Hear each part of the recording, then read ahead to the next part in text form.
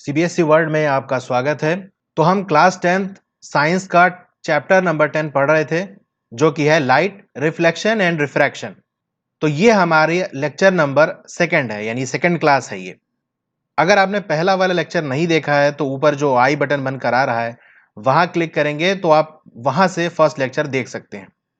तो इस लेक्चर में हम स्फेरिकल मिरर्स के बारे में पढ़ेंगे कि स्फेरिकल मिरर्स के जरिए किस तरह से इमेज फॉर्म होती है, उसके क्या यूजेस हैं। ओके, तो स्टार्ट करते हैं हम। तो स्फेरिकल मिरर्स क्या होते हैं? Is that mirror whose reflecting surface is the part of hollow sphere of glass. यानी स्फेरिकल मिरर वो होते हैं जिनकी जो रिफ्लेक्टिंग सरफेस हो, जहां से लाइट रिफ्लेक्ट करती है, वो एक हॉलो स्फीयर जो कि ग्लास का बना हुआ होता है उसका पार्ट होते हैं। फॉर एग्जाम्पल आप इमेज में देख सकते हैं कि ये एक स्फेरिकल बॉल है जो कि हॉलो है और ग्लास की बनी हुई है, इसीलिए इसके आर पार पीछे का दिख रहा है। अब क्या करते हैं, यहां से एक छोटा सा एरिया हम कट करते हैं और निकाल लेते हैं। ठीक है, तो सामने से हम देखेंगे तो कुछ इस तरह से दिखेगा। ठीक है, जैसे यहां पर है, और इसको हम साइड में कर देंगे तो ये कुछ इस तरह से दिखेगा। ठीक है, ऐसे कर्व में दिखेगा। तो ऐसे मिरर को हम स्फेरिकल मिरर कहते हैं। अब ये ग्लास का होता है तो इसके आर पार दिखता रहेगा। अगर इधर पीछे साइड में हम सिल्वर मेटल लगाकर और पेंट कर देंगे तो रिफ्लेक्शन इस सरफेस पे होगा, अंदर वाली। और अगर ऐसे हमने कट किया और उसके अंदर वाले हिस्से में अगर हमने पेंट कर दिया सिल्वर मेटल लगा के, तो रिफ्लेक्शन कहां होगा? बाहर वाले हिस्से पे। तो दो तरीके के मिरर ये बन जाएंगे। स्पून इसका बहुत अच्छा एग्जाम्पल है। आप स्पून लेंगे तो उसकी अंदर वाली सरफेस भी रिफ्लेक्ट करती है और बाहर वाली भी इसकी रिफ्लेक्ट करती है। ठीक है, तो स्पून भी एक तरह से आपका स्फेरिकल मिरर की तरह वर्क करता है। अब दो टाइप के स्फेरिकल मिरर होते हैं। पहला हम देखते हैं कॉनकेव। ये क्या होते हैं? Spherical mirror whose reflecting surface is curved inward, यानी अंदर वाले कर्व में रिफ्लेक्शन होगा। ठीक है, ये अंदर वाले साइड में जब रिफ्लेक्शन होगा तो ऐसे मिरर को हम कहेंगे कि ये कॉनकेव है। यानी जो हमारा स्फेरिकल ग्लास था जिससे हमने काट के ये मिरर निकाला है, उसके बाहर वाले हिस्से पे हमने मेटल लगाकर पेंट कर दिया है, तो रिफ्लेक्शन अंदर वाले साइड पे होगा, तो इसको कॉनकेव कहेंगे। इसको याद करने का एक आसान तरीका है कि केव क्या होता है। कॉनकेव में केव लिखा हुआ है, केव मतलब गुफा होता है। तो अगर लाइट रेज गुफा के अंदर से रिफ्लेक्शन दे रही है तो हम कहेंगे वो कॉनकेव है। और यहां की क्या लिखा है? That is faces toward the centre of sphere, यानी जिस स्फीयर से काटा गया होगा, ऐसे ये पूरा स्फीयर रहा होगा, उसका सेंटर यहां कहीं रहा होगा, तो उसकी रिफ्लेक्टिंग सरफेस का जो फेस है वो सेंटर की तरफ है। ठीक है, तो ऐसे मिरर को हम कॉनकेव कहेंगे। कॉन्वेक्स मिरर कौन से हैं? बिल्कुल उल्टा। अंदर वाली सरफेस पे अगर हमने सिल्वर मेटल लगा के पेंट कर दिया तो रिफ्लेक्शन अब बाहर साइड पे होगा। इसी लिखा है reflecting surface is curved outward, जो बाहर की तरफ कर्व है इज कॉल्ड कॉन्वेक्स मिरर। तो कुछ हम टर्म सीख लेते हैं जो कि हमें इस चैप्टर में यूज होंगे। जैसे पोल क्या होता है? The centre of the reflecting surface of a spherical mirror is called pole. For example ये हमारा स्फेरिकल मिरर है, ठीक है, और ये जो आपको डॉटेड लाइन से पूरा सर्किल दिख रहा है, यानी ये बताया जा रहा है ये पूरा एक सर्किल का हिस्सा था, उसके हमने मिरर निकाल लिया। ठीक है, तो जो रिफ्लेक्टिंग सरफेस कौन सी होगी? ये वाली होगी, जो ब्लैक वाली आप देख रहे हो, जिसके पीछे लाइन लाइनदार इस तरह से है। तो रिफ्लेक्टिंग सरफेस का सेंटर, सेंटर कहां से आएगा? बिल्कुल बीचों बीच यहां हम जाएंगे तो यहां आएगा आपका सेंटर। तो यही आपका क्या है? पोल। इसको हम पी से डिनोट करते हैं। दूसरा आपका आता है centre of curvature. Centre of curvature of a spherical mirror is the centre of the hollow sphere of glass of which the mirror is part. यानी जो स्फीयर था जिससे हमने ये मिरर निकाला है, उस सर्किल का, जो ओरिजिनल वाला सर्किल था, उसका जो सेंटर, ये पूरा एक सर्किल था, इसी से हमने मिरर निकाला, तो इस सर्किल का कुछ सेंटर रहा होगा, इसी सेंटर को हम सेंटर ऑफ कर्वेचर कहते हैं। ठीक है, इसे हम सी से डिनोट करते हैं। अब हमने दो मिरर देखा था। सेंटर ऑफ कर्वेचर जो कॉनकेव मिरर के लिए होगा वो lies in front of it. Concave mirror के लिए जो सेंटर ऑफ कर्वेचर होगा वो रिफ्लेक्टिंग सरफेस या कहें कि मिरर के सामने होगा। जैसे कि आप देख सकते हैं ये मिरर का सरफेस है, इसके सामने है ये सेंटर ऑफ कर्वेचर। ठीक है, रिफ्लेक्टिंग सरफेस के सामने है। However it lies behind the mirror in case of convex mirror. लेकिन अगर कॉन्वेक्स मिरर हमारा है तो उस मिरर के पीछे आपका सेंटर ऑफ कर्वेचर होगा। जैसे ये हमारा कॉन्वेक्स मिरर है, लाइट यहां आकर रिफ्लेक्ट करेगी इस साइड पे, ठीक है, इस साइड पे रिफ्लेक्शन होगा, तो इसका सेंटर ऑफ कर्वेचर उस सर्किल का सेंटर होगा, यानी सी इसका यहां होगा। तो आप देख सकते हैं रिफ्लेक्टिंग सरफेस ये वाली है, सामने वाली, तो मिरर का फ्रंट ये होगा, फेस ये होगा, और इसके बिहाइंड सेंटर ऑफ कर्वेचर लाई कर रहा है। अब रेडियस ऑफ कर्वेचर क्या होता है? Radius of sphere of which the reflecting surface of spherical mirror is part is called radius of curvature of the mirror. It is represented by letter R. अब ये जो सर्किल है इसका जो radius होगा वही रेडियस ऑफ कर्वेचर होगा। For example radius ये होगा यहां से यहां तक, ठीक है, इसी को हम क्या कहेंगे? रेडियस ऑफ कर्वेचर, जिसे हम आर से डिनोट करते हैं। यानी सिंपल पीसी होगा, पोल और सेंटर ऑफ कर्वेचर की जो दूरी होगी वही रेडियस ऑफ कर्वेचर होगा। प्रिंसिपल एक्सिस क्या होता है? Imaginary straight line passing through the pole and the centre of curvature of spherical mirror is called principal axis. It is normal to the mirror at its pole. अब ये जो dot वाली line आप देख रहे हैं, स्ट्रेट लाइन जो जा रही है, ये एक इमेजिनरी लाइन है। हकीकत में कोई लाइन ऐसे होती नहीं है, बल्कि हमने बना लिया कि एक लाइन है जो कि सेंटर ऑफ कर्वेचर से पास होते हुए पोल तक जा रही है, तो इसको हमने मिला दिया, यही आपकी प्रिंसिपल एक्सिस हो जाएगी। कॉन्वेक्स मिरर के लिए भी यही सारी कंडीशन होगी। इसका भी यहां पोल होगा, सी हमने बना ही लिया है, और ये वाली लाइन आपकी जो है प्रिंसिपल एक्सिस हो जाएगी। ये आपका आर हो जाएगा, यानी रेडियस ऑफ कर्वेचर, सेम वही चीज है। अब एक और टर्म आपको समझाना है, लेकिन उसके पहले एक छोटा सा एक्सपेरिमेंट हम करते हैं। ये एक्टिविटी आपके बुक में दी हुई है, एक्टिविटी याद नहीं करना, एक कॉन्सेप्ट इससे समझाना है। एक कॉन्केव मिरर लीजिए और उसको सूरज की तरफ डायरेक्ट करिए, यानी सूरज की तरफ उसका फेस करिए, रिफ्लेक्टिंग सरफेस को सूरज की तरफ करिए।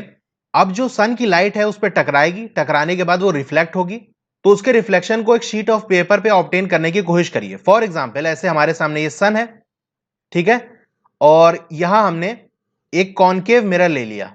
अब यहां से कुछ लाइट रेज निकल रही होंगी, ऐसे यहां मिरर पर टकरा रही होंगी।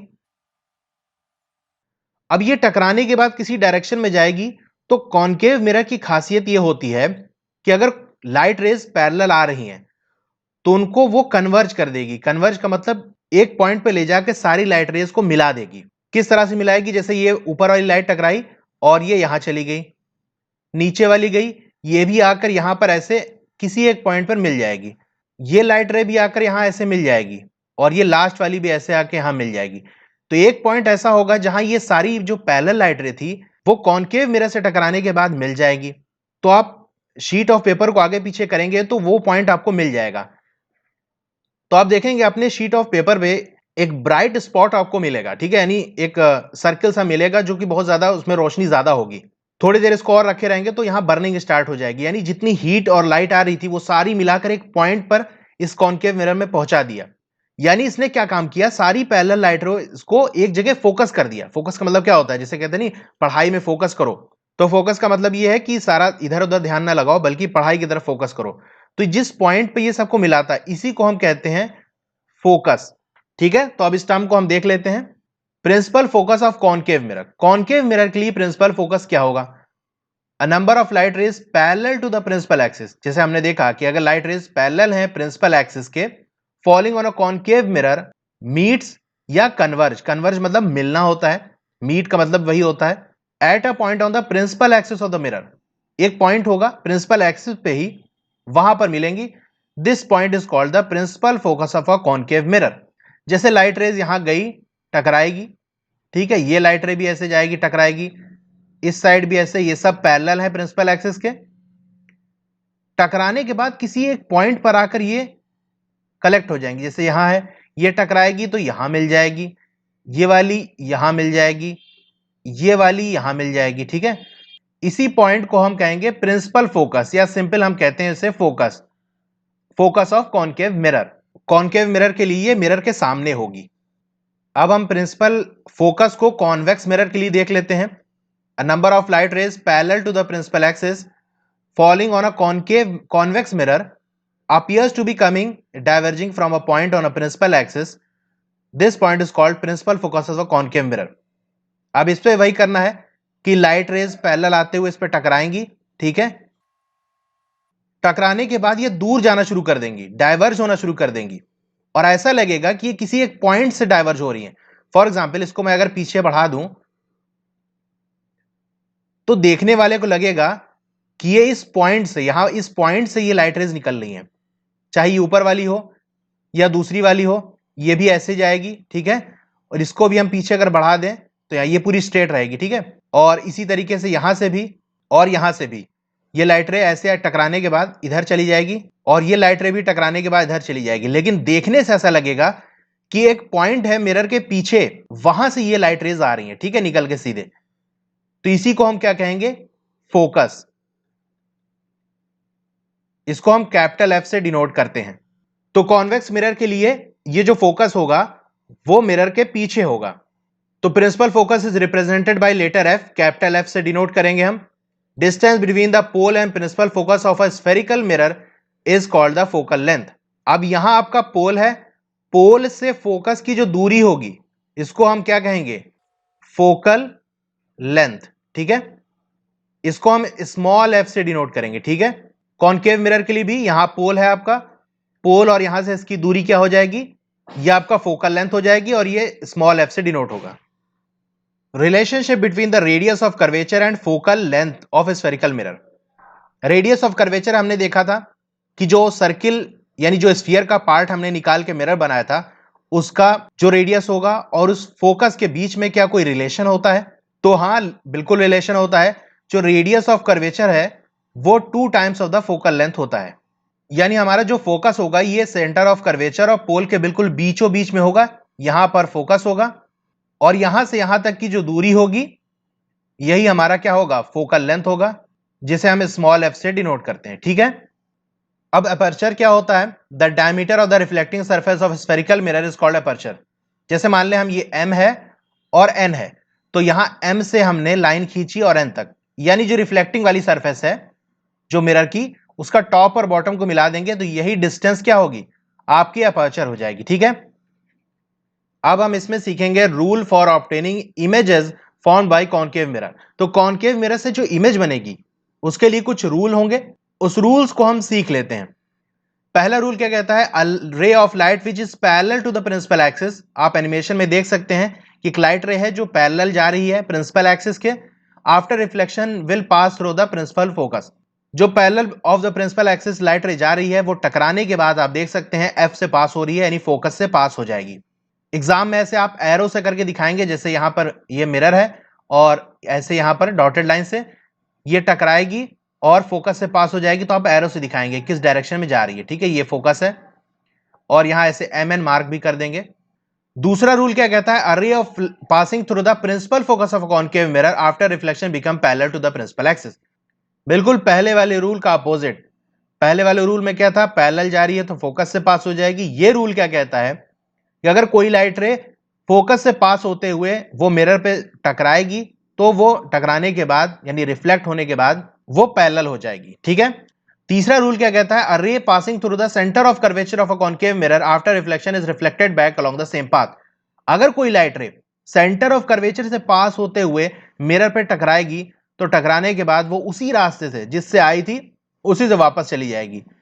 यानी रेड वाली अगर इंसिडेंट रे है और ब्लू वाली रिफ्लेक्टेड रे है तो देख सकते हैं आप कि उसी रास्ते पे वो वापस चली जा रही है, ठीक है।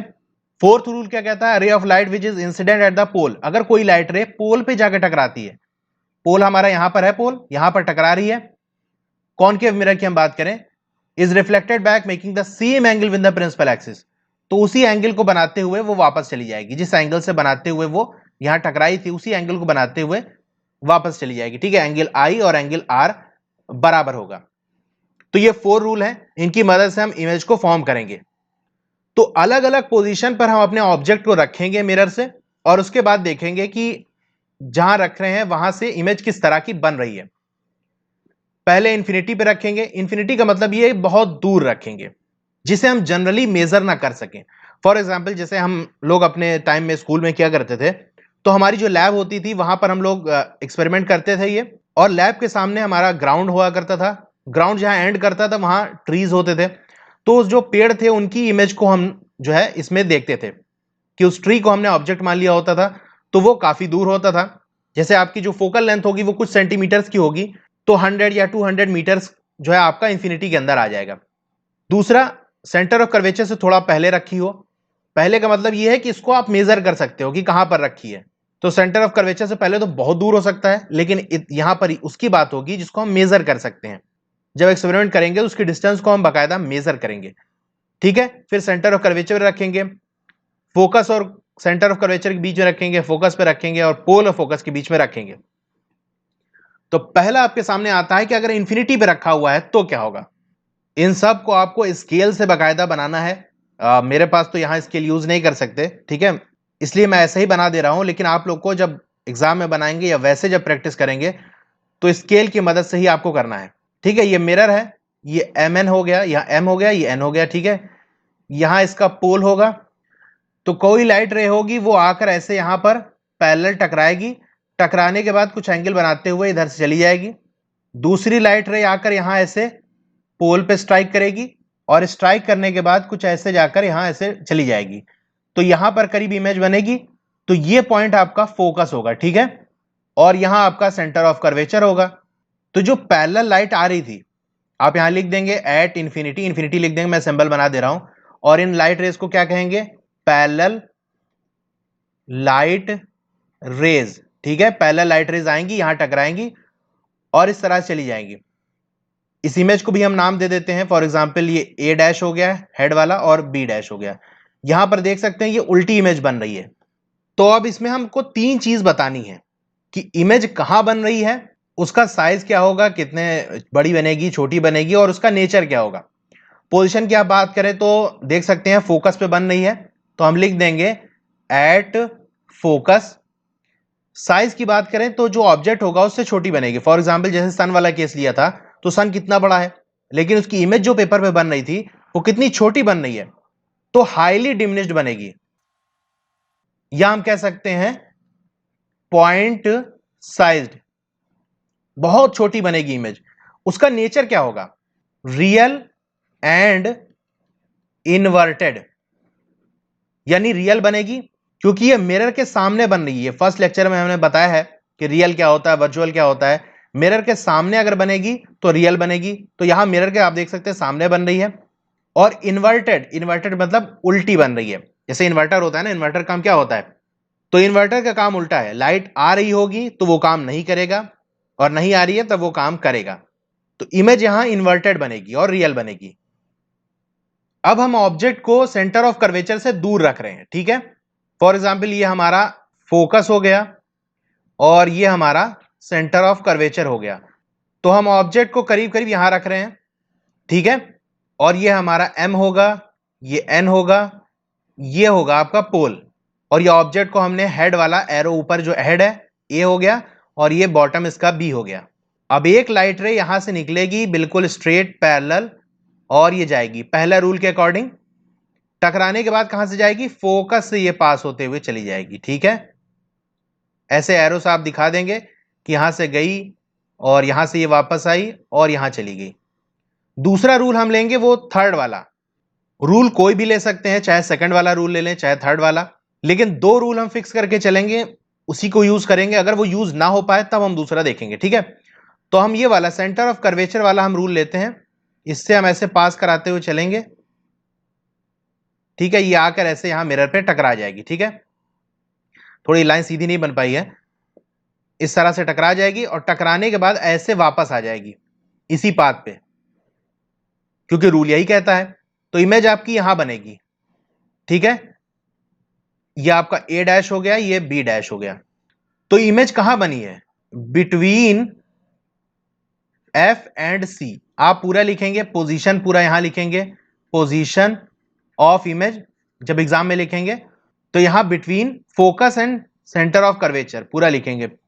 दूसरी चीज उसका साइज क्या होगा, तो साइज आपका होगा डिमिनिश्ड, यानी छोटी बनेगी। पहले वाला केस जो इंफिनिटी वाले से तो थोड़ा बड़ी बनेगी, लेकिन फिर भी ऑब्जेक्ट से तो छोटी रहेगी।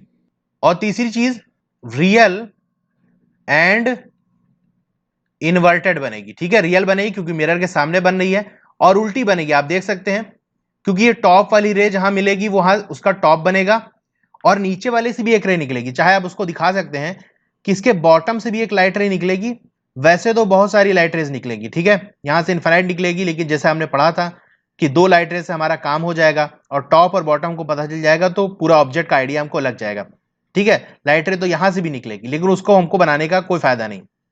तो यहां वाली जो लाइट रे निकलेगी ये सेंटर ऑफ कर्वेचर से पास होते हुए अगर ऐसे जा रही है तो ये वापस इसी रास्ते से आ जाएगी, ठीक है, तो बॉटम यहां बन जाएगा और टॉप ये नीचे बन जाएगा, तो इन्वर्टेड बनेगी ये भी।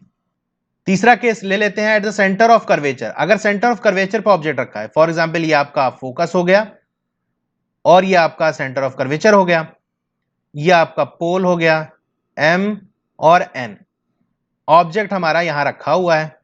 अब वही एक पैरेलल लाइट रे जाएगी, टकराएगी, टकराने के बाद फोकस से पास हो जाएगी। दूसरी लाइट रे, अब अगर हम ये वाली लेंगे सेंटर ऑफ कर्वेचर से पास होने वाली, तो यहां से निकलते हुए नीचे चली जाएगी। अगला कौन सा रूल आता है फिर, ये वाला। तो लाइट रे ऐसे फोकस से पास होते हुए जाएगी और टकराने के बाद स्केल से बनाएंगे तो बिल्कुल एक्यूरेट आ जाएगा। अभी ये थोड़ा सा यहां पर ऐसे मीट करेगी और जहां मिलेगी यहां पर, यहां इमेज बन जाएगी। तो ये आप देख सकते हैं इमेज कहां बननी है, एट C बनेगी, सेंटर ऑफ कर्वेचर में बनेगी। साइज क्या होगा, सेम साइज, ठीक है, उतनी ही बड़ी, जितना बड़ा ऑब्जेक्ट होगा उतनी ही बड़ी इमेज बनेगी। और उसका नेचर क्या होगा, वही मिरर के सामने बननी है, यानी रियल बनेगी एंड इन्वर्टेड। मैं शॉर्ट में लिख दिया R&I, उल्टी बननी है और रियल बनेगी। इसमें भी आप मार्क कर दीजिएगा, ये A हो गया, ये B हो गया, यहां पर B डैश हो गया, ये A डैश हो गया, ठीक है। अब अगर ऑब्जेक्ट रखा है between focus and centre of curvature, तो ऑब्जेक्ट करीब यहां रखा है, ठीक है, ऑब्जेक्ट यहां रखा हुआ है, ये आपका A और ये B हो गया। अब वही एक लाइट रे ऐसे जाएगी, पैरेलल टकराएगी, टकराने के बाद ये फोकस से पास होते हुए चली जाएगी। दूसरी एक लाइट रे हम वही वाली लेंगे, यानी सेंटर ऑफ कर्वेचर से पास हो, लेकिन कैसे, मिरर पे इस तरह से लाइट रे टकराए कि टकराने के बाद जब वो वापस जाए, ठीक है, ये मिरर को मैं और थोड़ा बढ़ा देता हूं, टकराने के बाद ये इधर से जब वापस जाए तो ये सेंटर ऑफ कर्वेचर से पास हो जाए, ठीक है, तो हमारा काम हो जाएगा। तो ये ऐसे जाएगी और ये वाली लाइट रे ऐसे जाएगी और एक पॉइंट आएगा यहां पर, स्केल से बनाएंगे तो एक्यूरेट हो जाएगा, ठीक है। यहां पर आकर दोनों लाइट रे मिलेंगी और जहां मिलेगी वहीं हमारी इमेज बन जाएगी, ठीक है। ये आपका A डैश और ये B डैश, इसको आपको एरो से दिखाना है कि ये रेज कहां से कैसे जा रही है, ठीक है, ये ऐसे जा रही है। अब पोजीशन की हम बात करें तो वो कहां बनेगा, देख सकते हैं बियॉन्ड C से पहले बन रहा है, तो हम ये लिख देंगे बियॉन्ड C, यानी सेंटर ऑफ कर्वेचर से पहले बनेगी। साइज क्या आप देख सकते हैं ऑब्जेक्ट से बड़ा बनेगी, तो इसको हम क्या लिखेंगे, इनलार्ज, ठीक है। चौथा पॉइंट क्या है, नेचर उसका बताना है, मिरर के सामने अभी बन रही है, यानी रियल बनेगी और उल्टी बन रही है एंड इन्वर्टेड। आप देख सकते हैं कि टॉप से जो लाइट रे निकली है वो यहां मिल रही है, तो टॉप इसका यहां टॉप पोजीशन ये हो गया, तो इमेज यहां उल्टी बन रही है। अब हमारा ऑब्जेक्ट रखा है फोकस पे, तो फोकस पे रखा है, वही काम करेंगे, एक लाइट रे पैरेलल जाएगी, टकराने के बाद वो फोकस से पास हो जाएगी, ओके, ऐसे दिखा देंगे एरो से। दूसरी लाइट रे इस तरह लेना है कि टकराने के बाद ये सेंटर ऑफ कर्वेचर से पास हो जाए, क्योंकि तभी वो अपने ओरिजिनल पाथ पे जिससे गई थी उसी पे वापस तभी आएगी जब उसको सेंटर ऑफ कर्वेचर से पास होना होगा। तो ऐसे जाएगी और ऐसे वापस आ जाएगी यहां। तो आप देखेंगे ये ऐसे चलती जाएगी और ये भी ऐसे चलता जाएगा, दोनों पैरेलल हो जाएंगी, ये कहीं नहीं मिलेगी। तो हम मान के चलते हैं कि ये कहीं जाकर इंफिनिटी मिलेगी, तो इमेज एट इंफिनिटी, आप इंफिनिटी लिखेंगे, सिंबल बना दिया है। तो पोजीशन हमको पता चल गई, एट इंफिनिटी। दूसरा साइज क्या होगा, अब यहां से आपको साइज नहीं दिख रहा है लेकिन आप जान लीजिए क्या होगा, हाईली इनलार्ज्ड, बहुत बड़ी इमेज बनेगी अगर फोकस पे आपने रख दिया तो। और तीसरा अभी भी मिरर के सामने बन रही है, रियल बनेगी और इन्वर्टेड, ये उल्टी ही बनेगी। अब और आगे हमने लिख दिया बिटवीन पोल एंड फोकस, तो हमने ये यहां पर रख दिया, ठीक है, ये B हो गया, ये आपका A हो गया। अब वही एक लाइट रे ऐसे जाएगी, टकराएगी, टकराने के बाद वो फोकस से पास हो जाएगी। दूसरी लाइट रे को इस तरह से लेना है कि टकराने के बाद वो सेंटर ऑफ कर्वेचर से पास हो जाए, ठीक है, ऐसे कुछ लेना है और टकराने के बाद इसको सेंटर ऑफ कर्वेचर से पास करा देना है, तो ये ऐसे एक दूसरे से दूर होती जाएगी। तो भैया पीछे तो कहीं नहीं मिल रही है, तो हम इसको आगे बढ़ा देंगे, ठीक है, ऐसे आगे बढ़ा देंगे। तो मिरर के सामने नहीं मिल रही है लेकिन मिरर के पीछे कहीं जाकर मिलेगी, क्योंकि जैसे हमने फर्स्ट लेक्चर में बताया था कि ऐसा लगेगा लाइट पीछे से आ रही है।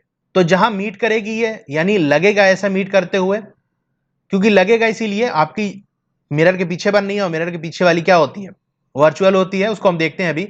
तो ये आपकी इमेज बन जाएगी। ये आपका ए डैश और ये आपका बी डैश होगा।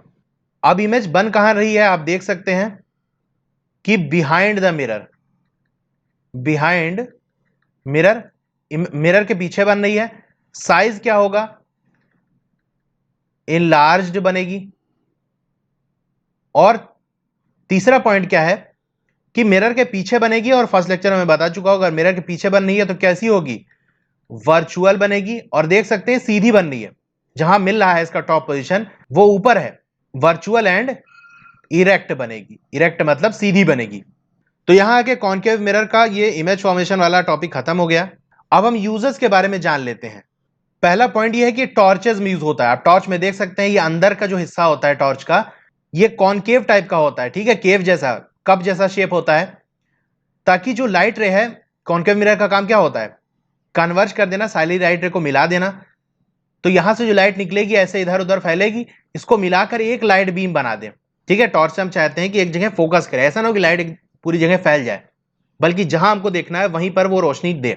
सर्च लाइट भी इसी तरह देख सकते हैं, कप जैसा अंदर शेप होता है। यहां भी यही चाहिए होता है कि हमको लाइट जहां हम चाह रहे हैं वहीं हमको मिले। जैसा कि आप ये वाली इमेज में देख सकते हैं कि ये सर्च लाइट से ढूंढा जा रहा है, तो सारी बीम को फोकस किया जा रहा है, एक जगह हमको लाइट मिल जाए। व्हीकल की जो हेडलाइट होती है, ये देख सकते हैं थर्ड वाली इमेज, ये हेडलाइट है। इसका ऊपर वाला शीशा अगर हम बाहर वाला हटा दें तो अंदर जो हिस्सा होता है वो कप्स टाइप का होता है, यानी कॉनकेव टाइप का होता है। यहां भी यही होता है कि जो हमारी गाड़ी की लाइट है वो एक जगह फोकस करे, ना कि सब जगह डायरेक्शन में फैल जाए।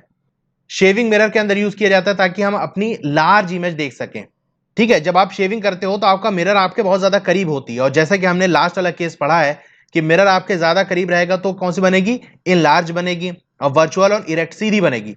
क्योंकि अगर दूर कर दोगे तो वो उल्टी हो जाएगी, यानी आपको अपने चेहरे को उस जो मिरर आपका होगा उसके फोकस और पोल के बीच में रखना पड़ेगा, तब आपको सीधी इमेज दिखेगी, वरना उल्टी दिख जाएगी। डेंटिस्ट यूज करते हैं concave mirror to see large image of the teeth of the patient. ये डेंटिस्ट के पास इस तरह का अपरेटस होता है, इससे मिरर होता है, इससे देखते हैं, ठीक है। आपके दांत के अगर पीछे वाले हिस्से में कोई प्रॉब्लम है तो वो कैसे देखेंगे, यही मिरर को अंदर डालते हैं और उससे विजिबल हो जाता है।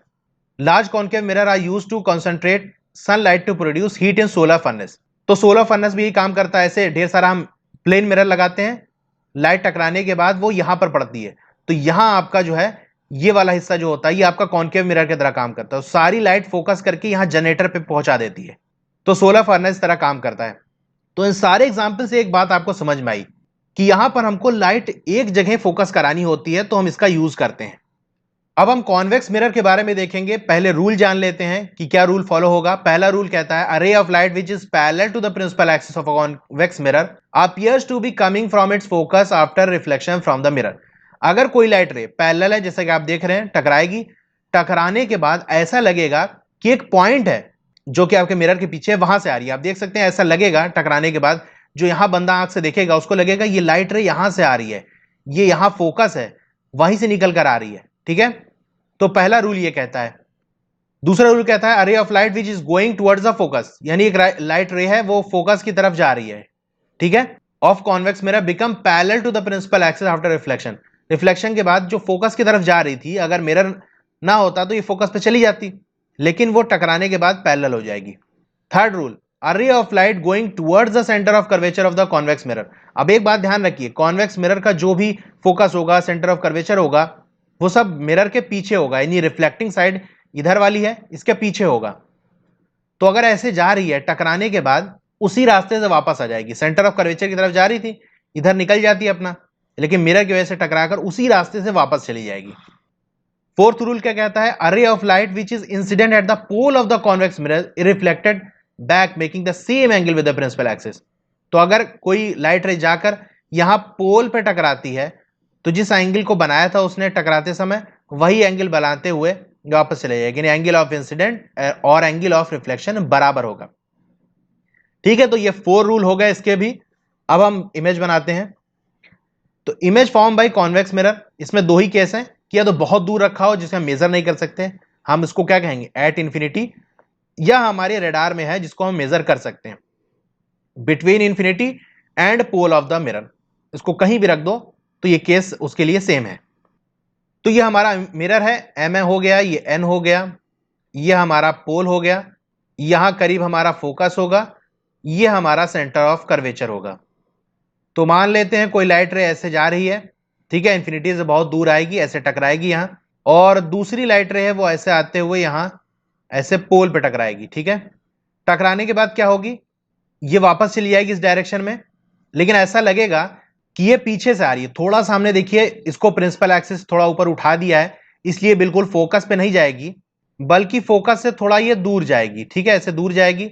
और ये वाली भी टकरा कर कहां जाएगी, यानी ये ऐसे जाएगी इस डायरेक्शन में, लगेगा कि यहां फोकस से थोड़ा आगे से कहीं से आ रही है, और ये भी टकराएगी, टकराने के बाद इधर कहीं जाएगी। इसको भी हम अगर मान लें कहीं ऐसे पीछे से आ रही है तो यहां मिलेगी, और जहां ये दोनों मिलेगी वहीं आपकी इमेज फॉर्म होगी। ये ए डैश हो गया, ये बी डैश हो गया, ठीक है। अगर पैरेलल जाती तो फोकस पे टकरा जाती, लेकिन थोड़ा सा हमने उठा दिया ताकि हमको इमेज मिल जाए। ये इमेज बहुत छोटी होगी, आपके एनसीईआरटी में तो पैरेलल ही रेज लिया है, तो दोनों ही ले सकते हैं। तो इसकी कहानी क्या हुई, इमेज कहां बनेगी, एट एफ यानी फोकस पे बनेगी, लेकिन कंडीशन क्या है, बिहाइंड मिरर। ये आपको लिखना जरूरी है कि मिरर के पीछे बनेगी। वैसे फोकस तो मिरर के पीछे ही होता है कॉन्वेक्स का, लेकिन ये लिखना जरूरी है। दूसरी साइज की क्या होगी, बहुत छोटी बनेगी, हाईली डिमिनिश्ड, ठीक है, या कह लें पॉइंट साइज्ड, पॉइंट साइज की बनेगी। और नेचर कैसा होगा, देख सकते हैं मिरर के पीछे बननी है, और जब पीछे बनेगी तो क्या होगा, वर्चुअल एंड इरेक्ट। तो ये 3 केस हो गया। अब थोड़ा आगे रखी है, इतना कि हम देख सकते हैं उस पोजीशन को। तो मान लेते हैं यहां पर ऐसे कोई ऑब्जेक्ट रखा है जिसको हम डिस्टेंस मेजर कर सकते हैं। ये ए हो गया, ये बी हो गया। अब एक लाइट रे वो जाएगी ऐसे, वही वाला केस, यहां पर टकराएगी, पैरेलल जा रही है, तो ऐसा लगेगा कि वो फोकस से आ रही है, ठीक है। ऐसे यहां आकर यहां कहीं फोकस होगा उसका, लगेगा कि ये फोकस से आ रही है, ठीक है। टकराने के बाद ये इधर चली जाएगी इस तरफ, लेकिन लगेगा ऐसा कि फोकस से आ रही है। दूसरा केस वही कि सेंटर ऑफ कर्वेचर की तरफ इसको हम भेजेंगे, तो ये ऐसे जाएगी कहीं, टकराने के बाद ये सेंटर ऑफ कर्वेचर की तरफ बढ़ेगी, और यहां इसका सी है, ऐसे टकराएगी। तो जहां ये दोनों टकराएगी मिलेगी, वहीं आपकी इमेज बनेगी, यानी ये ए डैश और बी डैश बनेगी। तो पोजीशन हमको पता चल गई, कहां बनेगी, बिटवीन पी एंड एफ। तो ये जो आपका पोल होगा और फोकस के बीच में, ये फोकस है, ये पोल है, इसके बीच में कहीं बनेगी, लेकिन बिहाइंड मिरर, मिरर के पीछे बनेगी। साइज की बात कर लें, छोटी बनेगी यानी डिमिनिश्ड बनेगी, और मिरर के पीछे बन रही है तो वर्चुअल बनेगी, वर्चुअल एंड इरेक्ट बनेगी। तो कॉन्वेक्स मिरर में तो हमेशा वर्चुअल एंड इरेक्ट बनती है, मिरर के पीछे ही बनेगी। तो ये दोनों केस हो गए। यूजर्स की बात कर लें, convex mirror are commonly used as rear view wing mirrors, यानी ये जो कार वगैरह के या मोटरसाइकिल के साइड में जो मिरर लगा होता है उसको रियर मिरर कहते हैं या विंग मिरर कहते हैं। These mirrors are fitted on the sides of the vehicle, enabling the driver to see traffic behind him or her to facilitate safe driving. तो उस मिरर का यूज क्या होता है, ताकि पीछे के ट्रैफिक को हम देख सकें। Convex mirror are preferred because they always give an erect. इसको इसलिए लगाया जाता है ताकि हमारी इमेज इसके कॉन्वेक्स केस में हमेशा देखते हैं सीधी बनती है, ठीक है, वर्चुअल बनती है, और इरेक्ट सीधी बनती है। पता चला आपने कॉनकेव मिरर लगा दिया, गाड़ी आपके पास आई तो गाड़ी उल्टी दिखने लगी, ना लड़ना होगा तो भी लड़ जाओगे। तो इसीलिए कॉन्वेक्स मिरर लेते हैं, क्योंकि हमेशा सीधी इमेज देगी, लेकिन इसकी इमेज छोटी होगी। छोटी इमेज बनने से फायदा यह होगा कि अगर इमेज छोटी होगी तो उस मिरर के अंदर बहुत बड़ा एरिया आपको दिखने लगेगा, ठीक है। तो ये एक इंपॉर्टेंट पॉइंट आपको याद रखना है, वाइडर फील्ड ऑफ व्यू, यानी हमको अगर उस मिरर के अंदर बड़ा एरिया देखना होता है तो हम वहां पर कॉन्वेक्स मिरर का यूज करेंगे, कि हम चाहते हैं इस मिरर के अंदर हमको बड़ा ज्यादा से ज्यादा एरिया दिखे। क्योंकि होता क्या है, कॉन्वेक्स मिरर इस तरह है, तो अगर कॉनकेव मिरर की बात करें तो लाइट यहां पड़ेगी, अगर कोई लाइट यहां से आ रही है तो इसके ऊपर पड़ ही नहीं पाएगी। लेकिन कॉन्वेक्स का सरफेस बहुत बड़ी होती है, यहां से वाली लाइट यहां, और ये नीचे से आ रही है, ये सब लाइट पड़ती है, तो उस छोटे से मिरर के अंदर बहुत बड़ा एरिया दिख जाता है, ठीक है। तो ये टॉपिक यहां खत्म होता है। इसके बाद जो नेक्स्ट हमारी वीडियो आएगी उसके अंदर हम मिरर फॉर्मूला वगैरह देखेंगे, मैग्निफिकेशन के बारे में देखेंगे, और इस टॉपिक से जुड़े हुए कुछ क्वेश्चंस लगाएंगे।